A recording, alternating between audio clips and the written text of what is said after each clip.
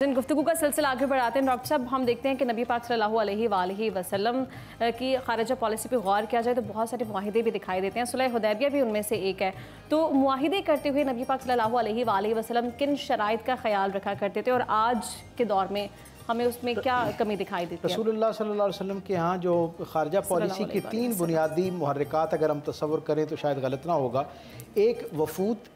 एक खतूत, यानी पहले खतूत का एक सिलसिला होता था जिसमें सरकार दो आलम सल्लल्लाहु अलैहि वसल्लम ने जो कुर्ब जवार के कबाइल थे उनको भी खतूत लिखे, उनके सरबराहान को, और जो मुख्तलिफ मुमलिकतों के सरबराह थे उनको भी खतूत लिखे। पहले दर्जे में गोया अपना पैगाम उन तक पहुँचाया और फिर दूसरे दर्जे पे जब देखा कि वहाँ से किसी दर्जे की कबूलियत है, कोई माहौल बनने का इम्कान पैदा होता है, वो हमारी तरफ मुतवज्जो हो रहे हैं, तो फिर वफूद की शक्ल में अपने असहाब को उन तक भेजा ताकि वो आपका पैगाम जो है वो अमली तौर पर पहुँचे और उनके जहन में जो उस पैगाम के ज़ैल में इश्कालात हो सकते हैं, सवालात हो सकते हैं, उनको एड्रेस कर सकें। और फिर जब ये 2 बुनियादी मरहले तय हो गए तो फिर अगले दर्जे पर अंडरस्टैंडिंग होने के बाद मुआहिदात की एक शक्ल हमें नज़र आती है खारजा पॉलिसी के अंदर कि मुख्तलिफ अक़वाम और मुख्तलिफ कबाइल के साथ जो रसूलुल्लाह सल्लल्लाहु अलैहि वसल्लम ने मुआहिदे किए, वो मैं समझता हूँ कि खारजा पॉलिसी का बहुत बुनियादी उनसर और हवाला है। सरकार दो आलम के यहाँ तो खतूत जो बहुत बुनियादी दर्जे का अमल है उस पर भी इतनी एहतियात बरती जाती है कि हुजूर जब किसी कबीले को ख़त लिखना चाहते, किसी इलाके के किसी बड़े आदमी को ख़त लिखना चाहते तो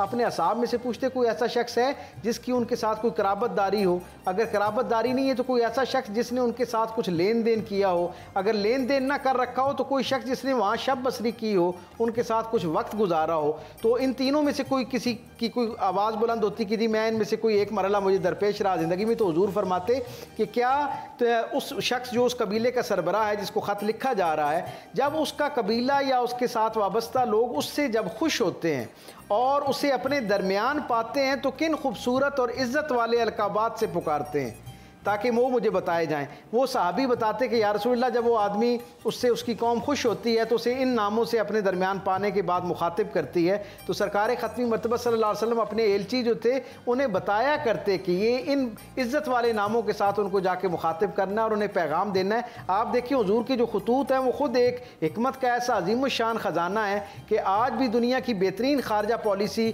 उन लगभग जो 71 के करीब सही सेहत के साथ सनद के साथ सरकार दो आलम के खतूत महफूज है ना इंसान के पास, इंसानी तारीख के पास, अगर उनको पढ़ा जाए तो उससे बेहतरीन खारजा पॉलिसी जो है वो डिराइव की जा सकती है। वफूद की अहमियत का आलम यह है कि हुजूर जो है तहाइफ देकर कबाइल की तरफ और सरबराहान मुमलिकत की तरफ जो है वो वफूद तश्कील देते हैं और लगभग तारीख के सीने में 211 के करीब ऐसे वफूद हैं जिनका अहवाल सीरत निगारों ने अपने अंदाज में महफूज किया है जो हुजूर के तरतीब दिए गए थे। और आप ये देखें कि वो इतने यानी कामयाब हिकमत अमली के साथ भेजे गए कि 211 में से 192 जो वफूद थे वो वापस जब पलटे तो वो मुआहिदात की शक्ल में, अमन की ख्वाहिश की शक्ल में और ताल्लुकात को पहले से ज़्यादा बेहतर और दोस्ताना बनाने की शक्ल में वहाँ से खैर समेट कर वापस आए। यानी हुजूर इतना होमवर्क करके वफूद को भेजा करते, ज़ुबानें सीखने के हवाले से हौसला अफजाई फरमाते, वहाँ की मुआशरत के हवाले से आगाही हासिल करने से, ताकि 2 अक़वाम के दरमियान एक अच्छा और दोस्ताना ताल्लुक जो है वो कायम हो सके। तो ये सारी खारजा पॉलिसी की जो बुनियादियात हैं और फिर अपनी सहूलियात के साथ साथ जिनसे आप ताल्लुकात कायम करने जा रहे हैं उनकी मजबूरियाँ, उनके हालात, उनसे भी मुकम्मल आगाही हासिल करने के बाद आप अपना चार्टर ऑफ डिमांड उनके सामने रखें तो फिर हकीकी मानों में वो एक जो ताल्लुकात हैं जिनकी ख्वाहिश की जा सकती है वो उस्तवार हो सकते हैं। प्रोफेसर साहब, आप इस चीज़ पे कंक्लूजन दे दीजिए कि वैसे कहने को हम इस्लामी जमहूरिया पाकिस्तान है लेकिन मकाम अफसोस है कि कोई भी पॉलिसी हमारी इस्लामी तालीमात के मुताबिक दिखाई नहीं देती। आपको लगता है कि यही एक कमज़ोर रियासत की सबसे बड़ी वजह है और मौजूदा दौर में क्या हदफ होना चाहिए हमारी खारिजा पॉलिसी का, क्या समझते हैं आप? पहली बात तो ये है कि इस ज़माने में 3 बातें अगर हम पेश नज़र रखें तो मेरा ख्याल है कि हम काफ़ी बेहतरी की तरफ जा सकते हैं। ठीक, पहला स्टेप यह है कि हमें हुज़ूर पाक सल्लल्लाहु अलैहि वसल्लम की खारजा पॉलिसी में एक बड़ी बुनियादी बात ये मिलती है कि आप अलैहिस्सलातु वस्सलाम लोगों के साथ या कौमों के साथ ताल्लुकात में बराबरी की बुनियाद पर बात करते थे। ये नहीं हो सकता था कि आपने कभी दब कर या कमज़ोरी की बुनियाद पर कोई सुलह की हो या कोई मुआहिदा किया हो, और अगर कभी कोई कमज़ोरी की बुनियाद पर हुई है तो उसमें भी अपनी मसलहत पेश नज़र थी, दूसरों की मसलहत पेश नज़र नहीं थी। लोग इस पर मिसाल देंगे सुलह हुदैबिया की, तो वो सुलह हुदैबिया के जो नताइज हैं वो मुकम्मल तौर पर इस्लाम और मुसलमानों के हक़ में निकले हैं, दूसरों के कुफ़ार के ख़िलाफ़ निकले हैं और उसके नतीजे में इस्लाम को फलने फूलने का और फैलने का मौका मिला है। जहाँ तक बराबरी का ताल्लुक़ है तो आप ये देखें कि उस वक़्त की सबसे बड़ी एम्पायर थी रोमन एम्पायर। हुज़ूर सल्लल्लाहु अलैहि वसल्लम ने वहाँ पर अपना सफ़ीर भेजा, उन्होंने आप अलैहिस्सलाम के सफ़ीर को कत्ल कर दिया और सफ़ीर का कत्ल उस वक़्त की दुनिया में भी और आज की दुनिया में भी ऐलान जंग समझा जाता था। आप अलैहिस्सलाम ने भी इसको ऐलान जंग ही कंसीडर किया और फिर उसके लिए बाकायदा मुकाबले के लिए अपनी फ़ौज भेजी, ग़ज़वा मूता, जिसके नतीजे में पेश आया। तो पता ये चला कि पहला उसूल ये है कि आपने दुनिया में ताल्लुकात जो कायम करने हैं वो दबकर नहीं, कमज़ोरी की बुनियाद पर नहीं, बल्कि इज़्ज़त और वक़ार के साथ बराबरी की बुनियाद पर कायम करने हैं। और हम अगर आज देखें पाकिस्तान के हवाले से तो हमें आप हमसाया मुल्कों के बारे में तो हमारा रवैया अलग होगा, लेकिन बैनुल-अक़वामी जो बरादरी है, यूरोप है, अमेरिका है, बाकी दुनिया है, उसके बारे में हमारा रवैया यही होता है कि हम बिल्कुल दबकर और बल्कि ज़िल्लत की हद तक दबकर बात करना शायद देखते हैं उसको। दूसरा बुनियादी नुक्ता हमें यह समझ में आता है कि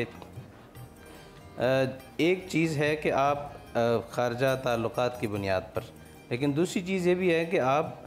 अपने आप को अपने मुखालिफ के मुकाबले में ताकतवर बनाकर पेश करें, कमज़ोर बनाकर पेश ना करें। इसकी मिसाल यह है कि आप जो भी कंटेम्प्रेरी असलहा है, रिसोर्सेज हैं, ताकत है, ताकत के जो ज़राए समझे जाते हैं वो आपके पास मुकम्मल होने चाहिए। रसूलुल्लाह सल्लल्लाहु अलैहि वसल्लम ने इस पर पूरी तरह अमल फरमाया। जदीद तरीन असलहा तैयार करने के लिए अपने साथियों को ट्रेनिंग के लिए भेजा, नई ज़बानें सीखने की तरगीब दी, जैसा कि हज़रत ज़िक्र कर रहे थे। इसी तरह बाकी भी जितनी चीज़ें हैं, नया असलहा आपने उसके लिए मुहैया फरमाया, ये सारी चीज़ें मौजूद थीं। हमें भी इस हवाले से और कुरान पाक का हुक्म भी यही है कि आप जितना हो सकता है इनके मुकाबले में अपनी इस्तिताअत के मुताबिक अपनी ताकत तैयार करें। वाइद्दु लहुम मस्तताअतुम मिन कुव्वा, एक नुक्ता ये भी है। आखिरी नुक्ता जो इस हवाले से हमें समझ में आता है वो ये कि ताकत का एक ज़रिया तो असलहा समझा जाता है, लेकिन एक ज़रिया जो उस वक्त भी था, लेकिन शायद हम नहीं समझते कि उस वक्त था, लेकिन उस वक्त भी था और आज भी है, जिसको आप मीडिया वार्स के नाम से याद करते हैं। आज दुनिया में जो जंग जीत रहा होता है वो हारा हुआ दिखाया जाता है मीडिया के थ्रू, जो हार रहा होता है उसको हम जीता हुआ दिखाते हैं सिर्फ इस तरह के मीडिया के थ्रू, जिसकी वजह से मैदान जंग में खड़ी हुई फ़ौज जीत रही होती है, लेकिन शहरों में मौजूद पब्लिक के जज्बात नीचे की तरफ जा रहे होते हैं, बैठ रहे होते हैं, मोराल डाउन कर दिया जाता है कौमों का। हमारे साथ शायद कौमी तौर पर ऐसा कई बार हुआ है। तो इसलिए, और रसूलुल्लाह सल्लल्लाहु अलैहि वसल्लम के ज़माने में भी ऐसा था। बड़े बड़े शुआरा, उस ज़माने का एक शायर आप यूँ समझिए कि एक टीवी चैनल के बराबर होता था, और उसकी शायरी इतनी तेज़ी से वायरल होती थी। ये वायरल का लफ्ज़ आज चलता है, लेकिन उस वक्त भी इतना ही मशहूर था कि इतनी तेज़ी के साथ फैलती थी सोसाइटी में कि उसकी बात हर ज़बान के ऊपर होती थी। तो इसलिए मीडिया वार के ज़रिए से भी हमें इस हवाले से अवेयर रहना है, दुनिया के साथ अपने ताल्लुकात में बराबरी को तरजीह देनी है, और जो भी ताकत के जायज़ ज़राए हैं वो मुहैया करने हैं, तभी हम जाकर दुनिया के अंदर अपना इज़्ज़त का मकाम हासिल करते हैं। और यही वो पॉइंट्स हैं और ये रसूलुल्लाह सल्लल्लाहु अलैहि वसल्लम की सीरत से हमें मिलते हैं ये सारी चीज़ें, और इन्हें अपनाए बगैर हम तस्वुर भी नहीं कर सकते कि कामयाब या मजबूत रियासत के तौर पर दुनिया में उभर सकते हैं।